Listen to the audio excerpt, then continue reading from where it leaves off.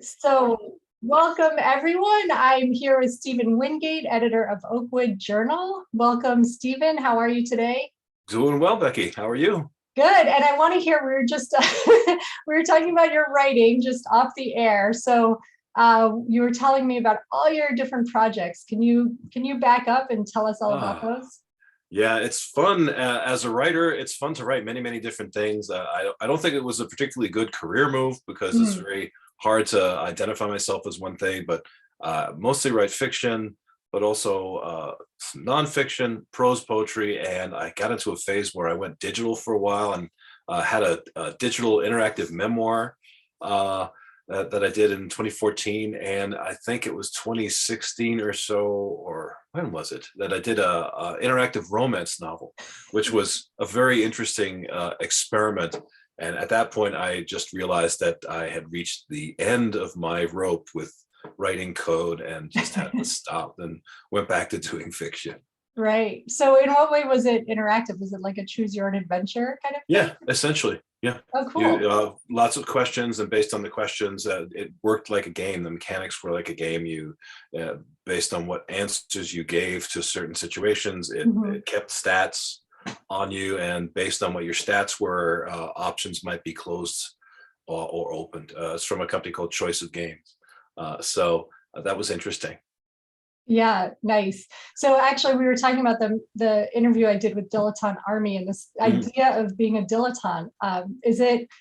Have you found that it serves you as a writer to be exploring all these different genres, or do you find it sort of harder to like promote yourself as a writer of one specific thing? Both. It's harder to, in terms of a career, it's really difficult because who is this guy? What box do you fit in? But I didn't get into writing to fit into a box. So in terms of the writing, I think it's fantastic and wonderful because I feel like I can try anything, I can do anything. And unfortunately, trying to sell yourself when you are doing so many different things, it's a little harder. Yeah, for sure. Yeah, there's always that tension, right, between what you really get excited about. I know I've tried like graphic novel, probably every genre, maybe not poetry, but I've tried, the essay, graphic novels, some flash fiction, prose poetry, that kind of thing. And it's good. It all teaches you how to be a better writer and how to read more widely. But then the question becomes, what do you want to be good at? And what do you really want to push forward and get out there? Yep, two different worlds. Being a writer, you do yourself. Being an author, you do out in public. So yeah, that's true. Yes. So if I had to do it again, I probably would have, boxed myself in a little better. You think so? Yeah. Yeah. Interesting. So tell us about Oakwood Magazine. Speaking of the public being out there as a writer. Oakwood is, I've got a copy right here of a fairly recent issue, is a journal out of South Dakota State University, where I'm a professor. And it was founded in 1975 with the intention of capturing the literature of the region. So it was founded as a literary journal with an intense connection to place. And that kind of drifted, and it's had several incarnations. It became primarily a student journal for a long time. So it was publishing mostly the work of students at South Dakota State. And when I came along, it's just in 2011 or so, I started thinking, how do we get this back to its roots? And it took a few years, a little convincing, but I've started basically expanding the circle of who we're publishing to the point now that we're getting people who have books out, and then we're not just publishing students anymore. So our balance is actually we have more people with who've been in anthologies or who have books out than we do students. So we still have that want to have that university connection, but we want to go back to this idea of being a regional place, a regional venue. Our first Ted Kuser was in our very first issue in 1975, and we managed to get a piece from him for our next issue coming up in spring of 2022. So that kind of circularity is Nice. exactly what I'm trying to go for. Mhm. We focus on the literature of the region broadly defined. So essentially South Dakota and the states that adjoin it. And I always forget at least one, so I'm not going to try to list them. Usually I forget Wyoming. People from Wyoming give me a hard time. But we're also not just trying to do people who are living here now, because we realize that there's a tremendous brain drain from this part of the country. Lots of people grow up here, are shaped by the Great Plains, and leave because there's opportunity, or maybe because there's just not enough freedom of expression here compared to other places in the country. So we open up contributions to people who have a relationship with this region, but maybe aren't here anymore. So for instance, our last issue, we missed 2021 because of the pandemic, but in our 2020 issue, we had Therese Svoboda, who is now a New York writer, but grew up in Nebraska. So, that's we want to open things up to those kinds of authors as well, because there's a lot of history inside of each person that's related to their geography, and people are still tapping that even if they're not living in their geography anymore. Can you nail down what the Great Plains consists of? So I should say at the right off the bat that I'm a city girl, born and raised in New York City. I have spent zero time in that region. I find it fascinating. Basically, the extent of my knowledge is Lonesome Dove by Larry McMurtry. So a lot of my questions are going to be along the lines of like, what's that? Where's that? So yeah, if you could sort of define, and also for people who are interested in submitting, what constitutes the Great Plains? What is the boundary of the regional area? Well, this is a debate that can cause bloodshed. And you have various people having various opinions on it. There are many ideas about the Great Plains. We're not covering the entire Great Plains. We're just covering the area of South Dakota and the states that adjoin it. So I guess I should try Minnesota, Iowa, Nebraska, North Dakota, and Wyoming. And of course, there's got to be a forgotten state in there because I always forget a state. But the Great Plains as a region, typically seen as, starting around that Minnesota-Iowa border, extending into Colorado. One of the better definitions that I see in terms of literary world is the University of Nebraska Press's Flyover Fiction series, which I have a couple novels in. They define the Great Plains essentially going from that border to essentially the Front Range of the Rocky Mountains and extending all the way down into the south and all the way up into the north. But I've gotten a hard time from people for including Minnesota in our geographical region because Minnesota's not the Great Plains. But I don't know, I wanted to create something just with South Dakota and its neighbors. So I created a somewhat arbitrary and somewhat perilous geographical area here that I'm just calling the Northern Great Plains. There's so little cultural difference between South Dakota and much of Minnesota and much of Iowa that it felt like a shame to take those states out. And so does the work that is submitted need to be about these areas as well? Not necessarily. It generally has been. But we've also published pieces by writers from this region who have gone on to live in other countries and even writing about other states, other countries. So what I want to create is just kind of a snapshot of what's happening creatively in this region, the people who are in it now and the people who are from it and have moved on, and some of them even moved back. We have a lot of people when their parents hit a certain age, they come back because they want to be close to their family. But I don't want to look at this as just a yearly anthology of literature of the place. I have broader vision than that. It's the writers and artists who emerge from or are shaped somehow by this place. So it's a little broader, just so we can get more kinds of writers in here, because frankly, we're not a very populated state here in South Dakota. I think we have 800 80,000 people, I think, just, Mm. and that's it. So there's not a whole ton of writers. So if we want to have writers, we kind of need to expand the vision of what place Sure. means. Do you think there's an overarching sensibility of writers who have a connection to this place, or would a reader be really surprised and find like a whole diversity of views and opinions and experiences? I think both.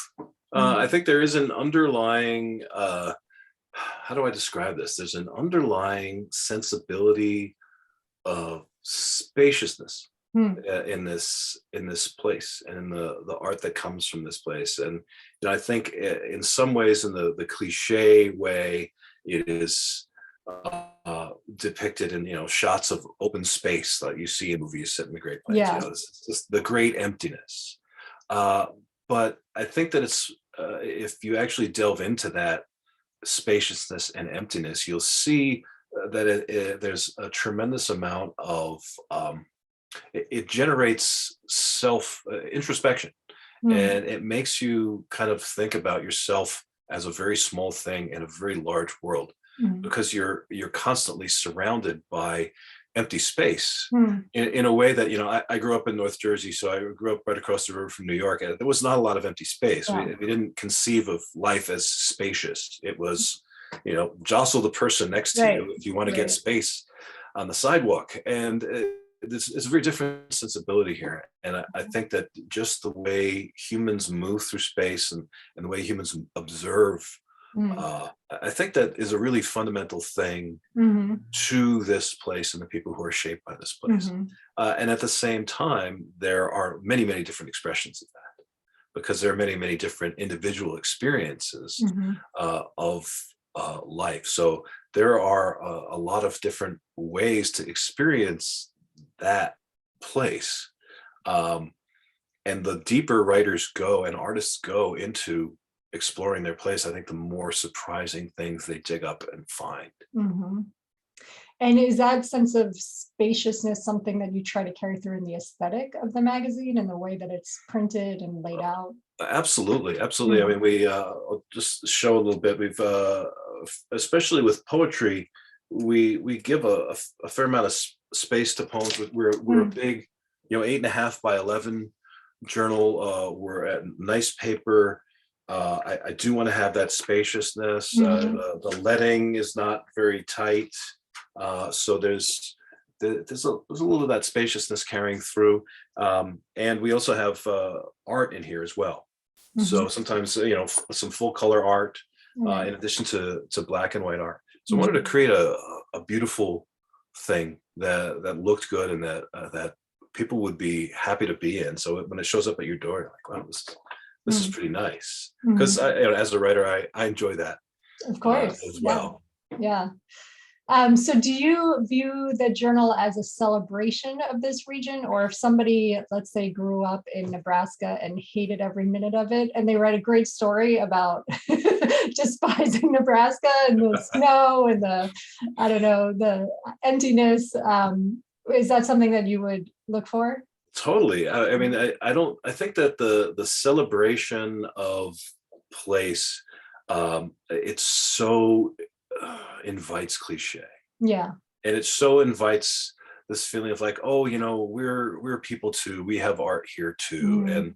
and I have never found that kind of project to be that interesting, Mm. because it's mostly affirming what people already feel. It's Mm. creating the us group and saying, here we are, here is us.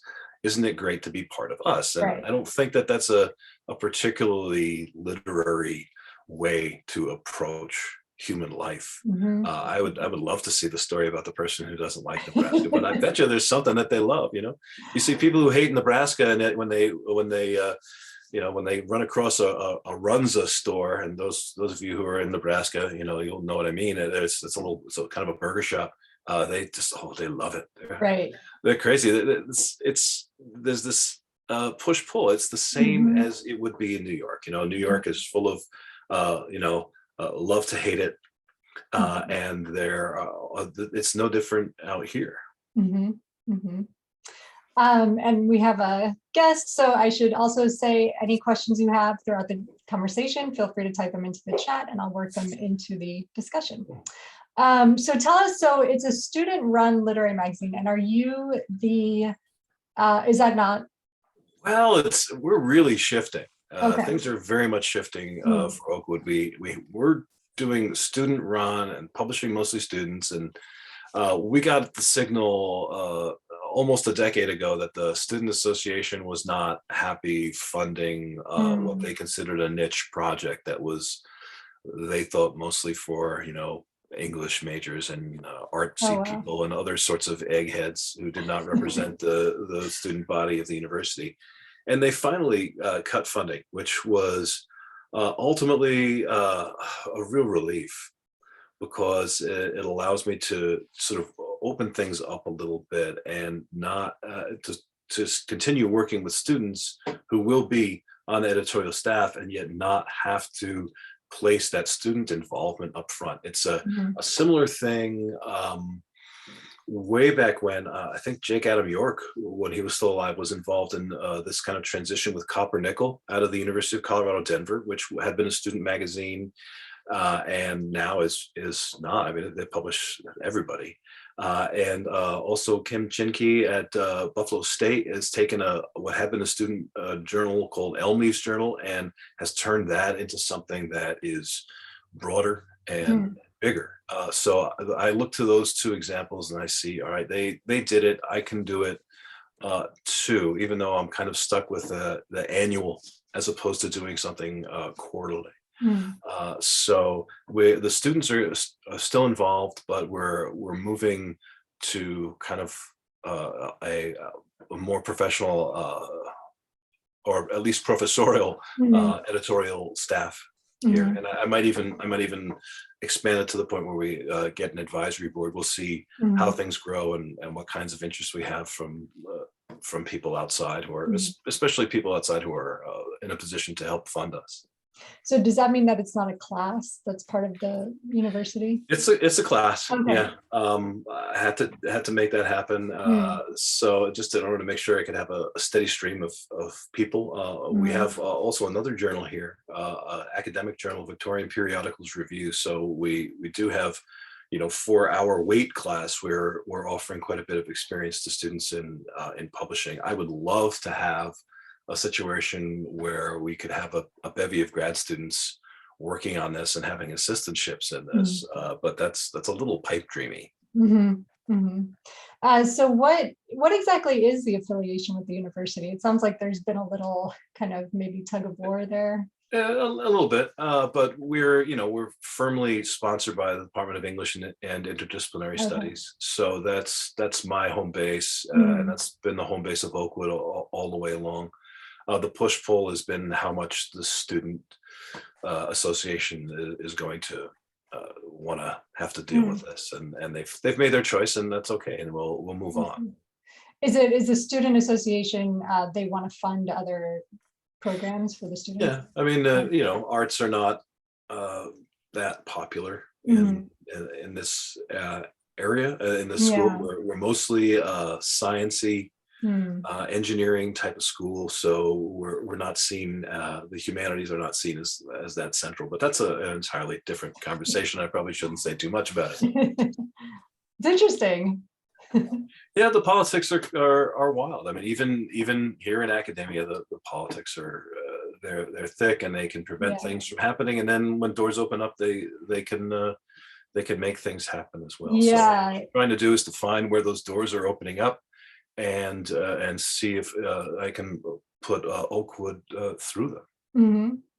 Yeah, I mean, it's cool that you guys have survived, because so many, maybe not so many, but there have been several lit mags that the pandemic just kind of, I think Antioch Review, I don't know if they're still publishing, but I know they were struggling with funding before, and then they sort of took a break, and several other magazines, like it just, the university did not continue the funding for them. Yeah, and universities, they've got a lot of budget cuts to deal with, and again, in many places, the literature is seen as a luxury, and people don't necessarily want to support that, because it's just what the eggheads do. So why should we support that? Right. But fortunately, we don't have that situation.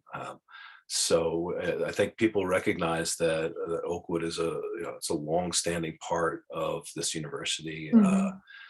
We will have our 50th anniversary in 2025. My hope is that I'll be able to put together an anthology of the best work that's Mhm. been in Oakwood, which would be really nice. Mhm. Recently, I've gotten it archived, so our entire history is now available on an archive Yeah. hosted by our university. So, Mhm. and I see the download statistics, and strangely enough, a lot of those things are from the early 70s, from Oh, those wow.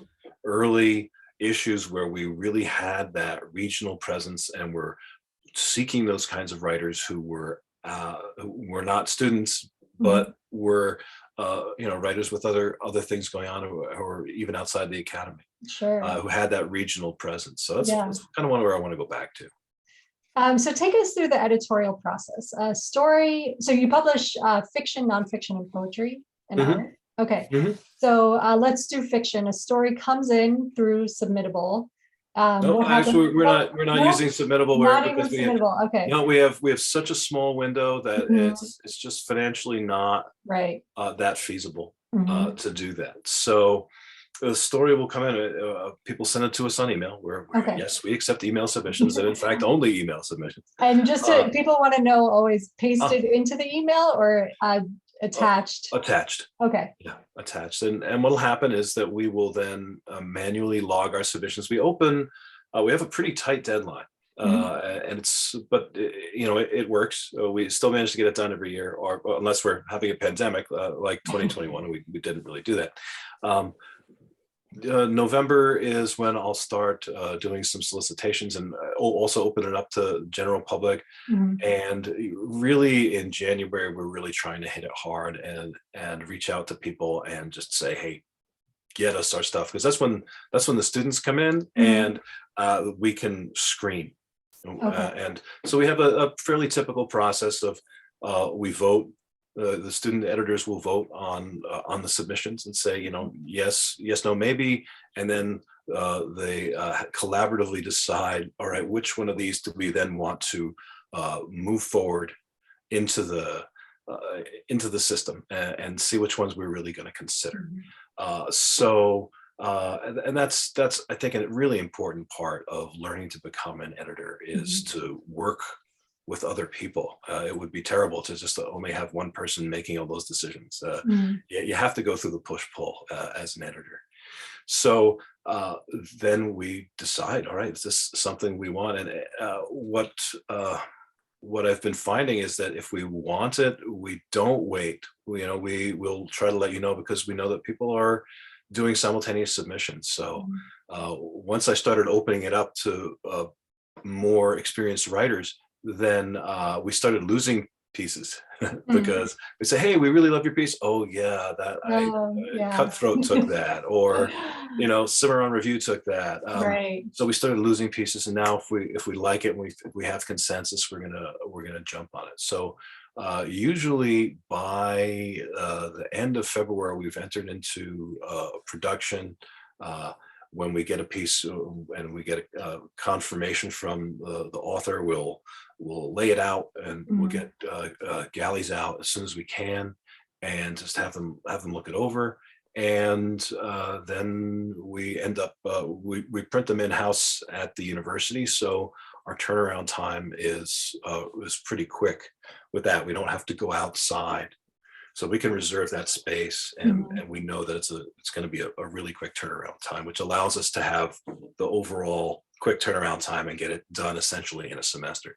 So then in April, the magazine comes out, and uh, another month after that, I usually put it up on Issue, so you can look at the PDFs and just see. I think all the past 8 years of issues Mhm. of Oakwood are already up on Issue. And when you say we start to reach out to people, does that mean you're reaching out to each other and reaching out to writers who've submitted, or do you guys also solicit work? We solicit work. Mhm. I've got a solicited list that I'm working my way through right now. And when we get somebody on board, we try to get them to keep passing the word, because Mhm. we know we're not that well known. in the world of literary magazines. So a lot of word of mouth really helps us. So I'll be going out and sending an email to previous contributors and asking them to pass the word.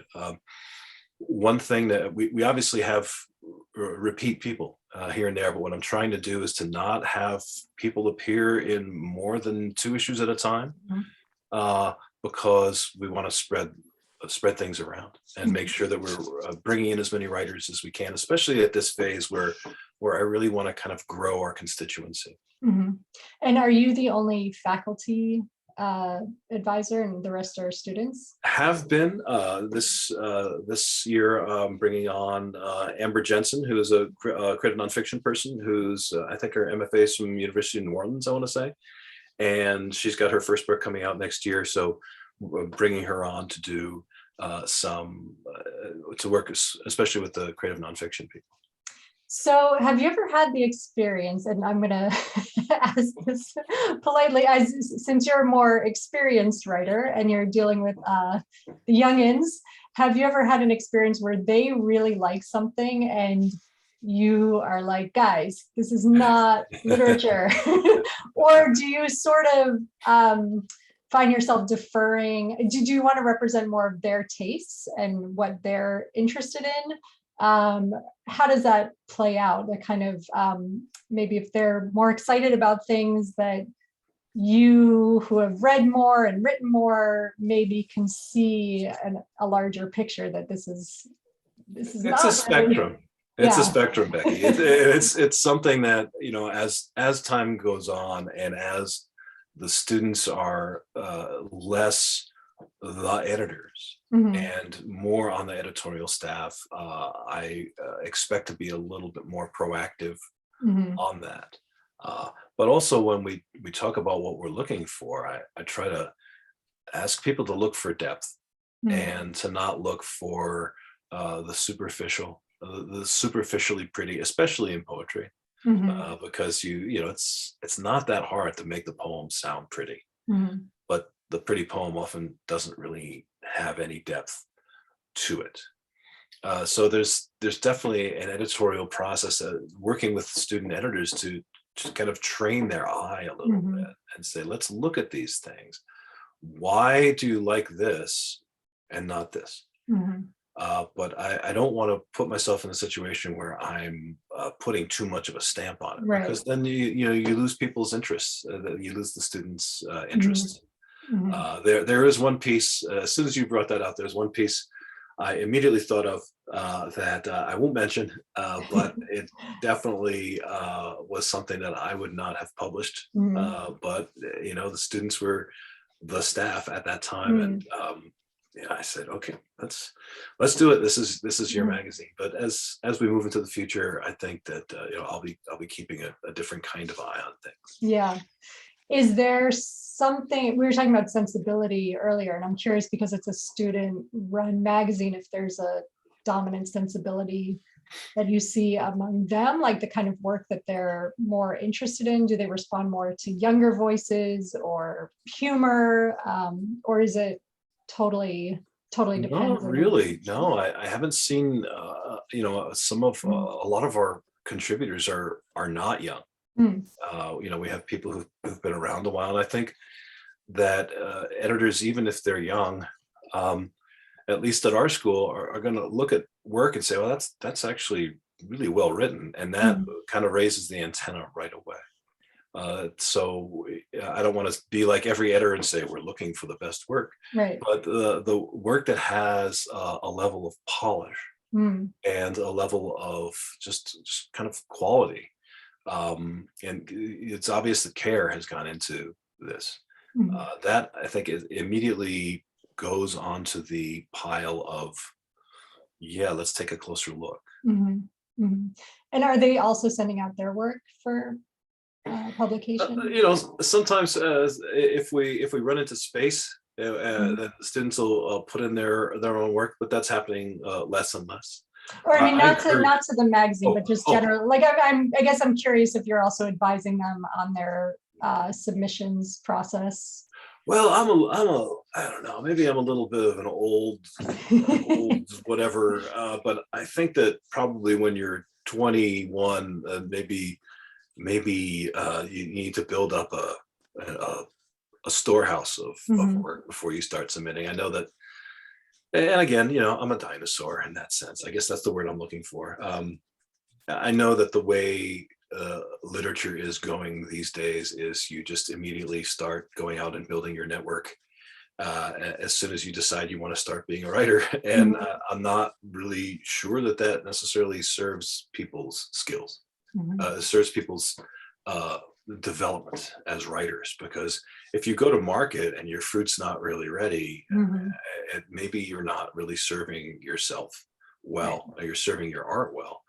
You could be serving yourself perfectly well because you're Mhm. out there, making connections and doing all that kind of playing that game. But I think it's also important to develop a habit, Mhm. writing habit. That's what I preach when I'm teaching creative writing. It's, you really got to get that habit down. It's no different than praying or marathoning or doing yoga. It's something you need to do, and you need Mhm. to have that storehouse of work before you really start sending that stuff out. So Mhm. I'm not one of those people who says, "Hey, you want to be a writer? Cool." That just immediately start sending your stuff out to Right. everyone, Right. because another thing that can happen is that you get one piece published, and especially when you're young and you don't have that sense of the range of what you're Mhm. capable of, your danger is that you keep just doing the same thing over and over again and sending that same thing out before Mhm. you've built up a range, a repertoire. Mhm. Mhm. And are you also sending your own work out for I wish, not much. Not much. We talked before the conversation started about the workload in academia. Yeah. I think I've maybe sent out. Yeah, I've got 3 stories right now in circulation, Mhm. um, and that's it. Yeah. Eh, I'm barely sending stuff out myself. It's just Right. there's too much going on in the day job Right. to really give that time. Well, that brings me to a question that I often ask editors, which is how do you deal with the burnout? It sounds like you have a very high workload from teaching, and you're trying to manage your own writing, and then maybe, God forbid, you have a life Yeah. outside of work, and then the literary journal is another thing. So, how do you keep yourself excited about the magazine? How do you kind of stay in the game?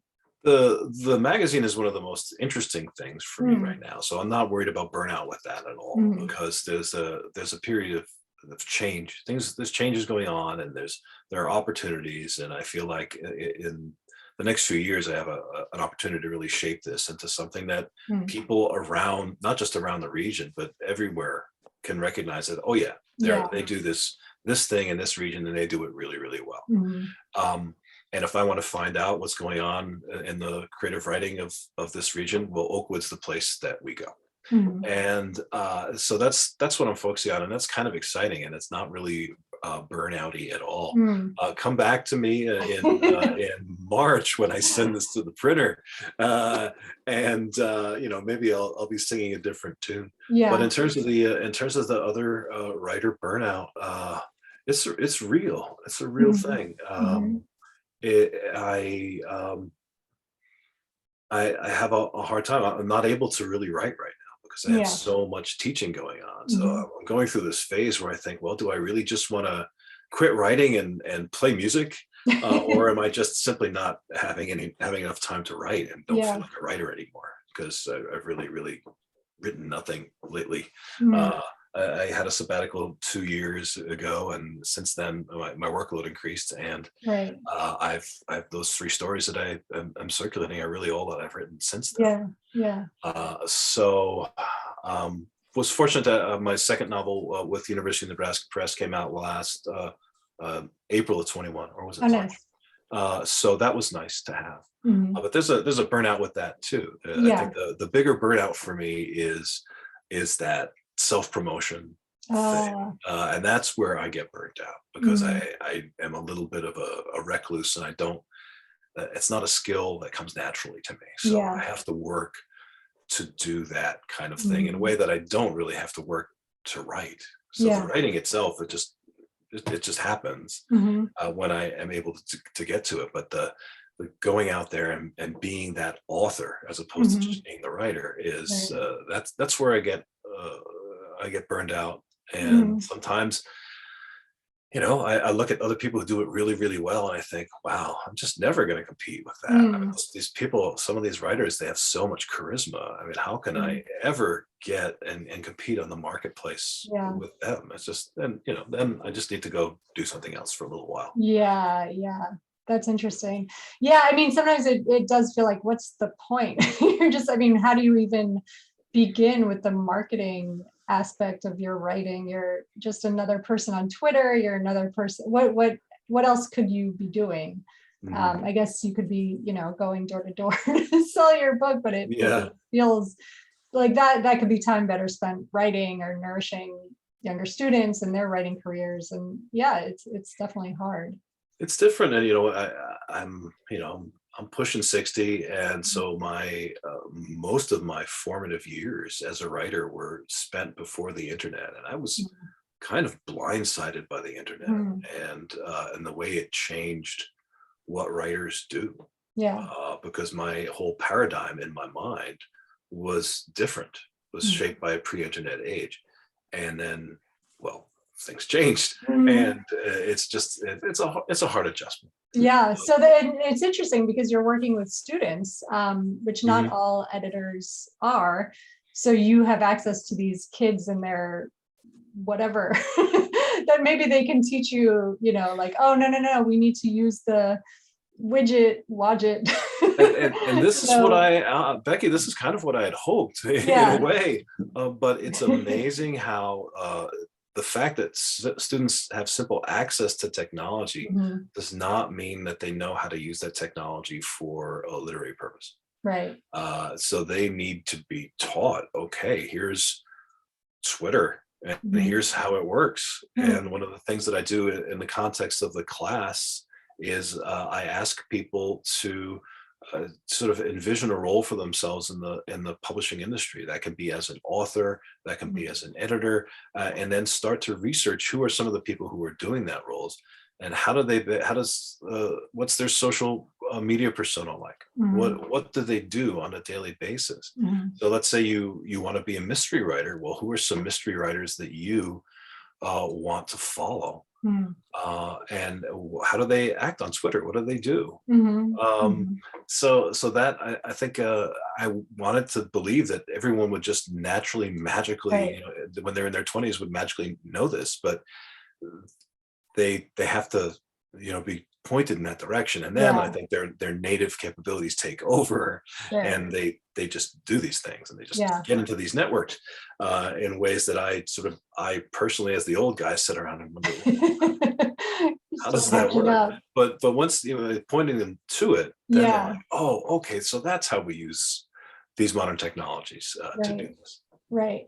Now it's interesting because you mentioned at the beginning that you wrote an interactive Yeah. romance, which sounds pretty technologically savvy. I could not even figure out. It would never even occur to me to write something like that.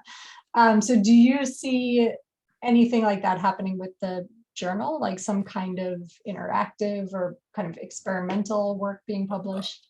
I don't see that happening. I think that that's not really part of our mission. And there's Mhm. some interesting magazines out there that will do that, uh, but I don't see that happening. It's too difficult to maintain. Yeah. That if you're going to have interactive stuff out on a site, then you're going to need to make sure that it persists and lasts. For instance, there was a whole bunch of really good seminal digital literature created in the late 1990s, early 2000s, created on a system called Flash, Mhm. Macromedia Flash, and Mhm. the browsers a few years ago announced that they were no longer going to support Flash. Mhm. And so the digital literary community had what they called the Flash apocalypse, and many works had to either be translated into a new system, or they Okay. were just going to disappear. And some works disappeared and now are Mhm. only available on archived systems. For instance, there are a couple people, University of Colorado Boulder has one, and University of Washington, Vancouver has one, where they have these archives and they keep old computers and they don't update them. So they can still play these things. So it's like, this is 1997, it's got Windows whatever, and we're never going to change that operating system ever. Because if we do, we won't be able to play this game or play this interactive story anymore.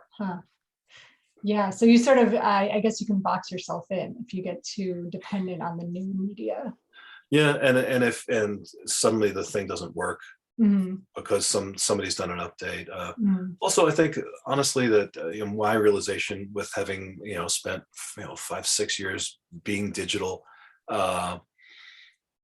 is that other people than me need to lead the charge on that.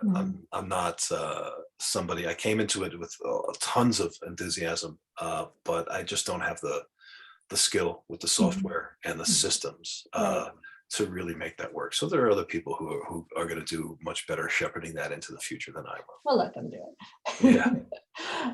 So for the work that you want to see, obviously it needs to have some connection to the region, either from the author or the subject matter. Are there other preferences that you have? Sounds like nothing that experimental, maybe. It'd be great to have experimental work. Yeah. Absolutely. Okay. We're looking for the people. There's not an aesthetic. I think if anything, I want personally to move away from essentially the northern Great Plains equivalent of the coyote story. Back when I was at the University of Colorado, I ran a little magazine called Divide. It looked very much like this. It ran for about 5 years. And we would get a lot of coyote stories just because we were in Colorado, even though we were a themed journal and we had a specific theme each time. People just said, "Oh yeah, submit," and they just hit that submit button without actually looking at the journal. We have the equivalent of that up here is sort of like the barn, my family farm. Isn't it great to live here? And that's just kind of a cliche, and I think that there's so much more to life than that cliche. I'm much more interested. I would love to see the experimental piece on Nebraska and by the person who doesn't like living in Nebraska, especially if they have one or two things they can't ever leave behind about Nebraska. That complexity of relationship. With people's submission letters, we ask them to just describe what their relationship with the place is. Let us know. I went to grad school here and I taught for 5 years after grad school, and now I live somewhere else. Or I grew up here and then I moved to Japan to teach English, and now I live in Malaysia. That's whatever that history is, and those become the bios usually at the end. But we want to hear when you're submitting what your connection to the Great Plains is. And can it be a very transitory connection if a person drives through it or goes? I think that would probably not. If they write this story, let's say I encountered a buffalo one time in Minnesota. Can I write it? Can I? But it has to be sort of like a lasting connection to the place. We're looking for a little more of a lasting connection. It's mostly going to be people who live here or people who have at some point lived here. And I don't want to at this point put like parameters on it. Sometimes how state and local literature granting organizations will say you must have lived here this amount of time or that amount of time, and I just don't want to do that yet. Maybe someday, if things grow to the point that we have just so many submissions, then we'll close the gates a little bit. But at this point, keeping the gates pretty open, but the transitory I pass through thing it's kind of not what we're looking for. Right. It needs to be sort of baked into the story and the writer. You froze a little. You froze a little bit, so I missed that.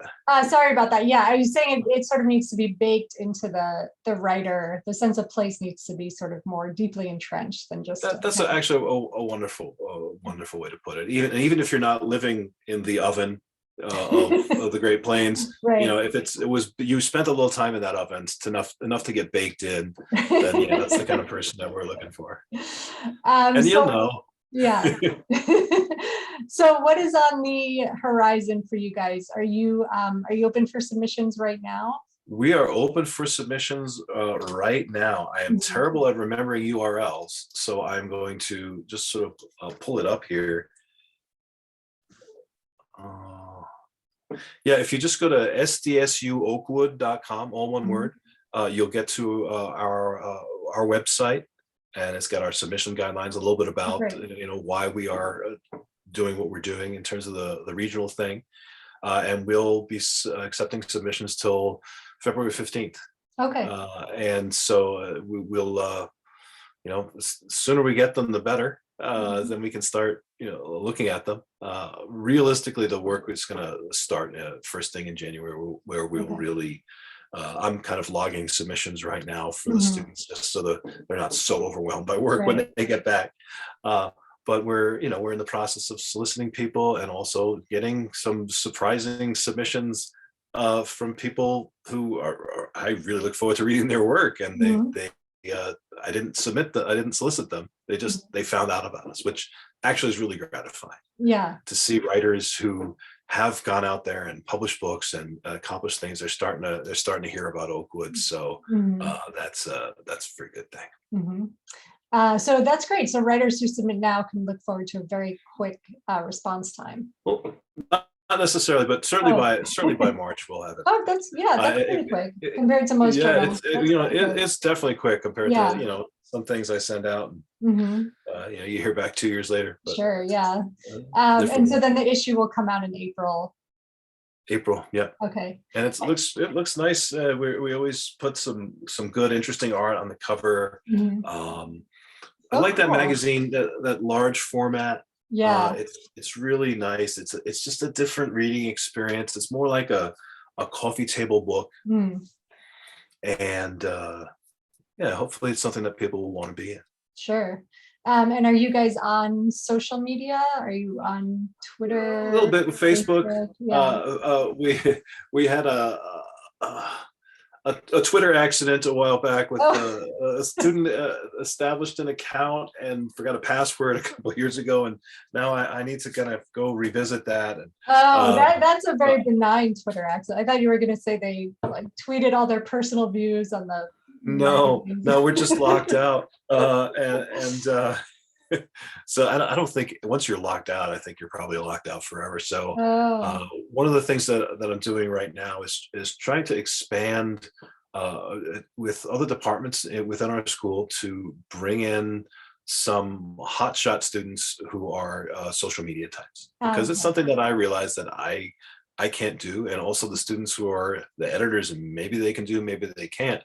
But we have a marketing department, and the students from around there can. Yeah.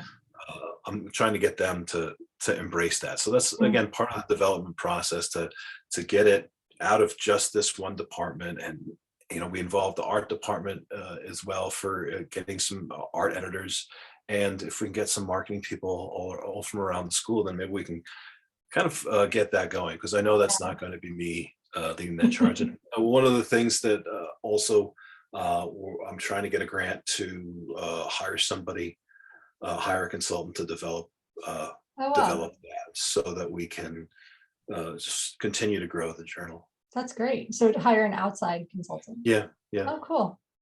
That's great. Well, thank you so much. Everybody should tune in and find a way, if you have a connection to the region, and submit to this magazine, sdsu.org. It's if you just go sdsuoakwood.com. SDSU, I'll link to it too, of course. All right. Great. Cool. Well, thank you, Steven. This is great. Thank you, Becky. This is tons of fun.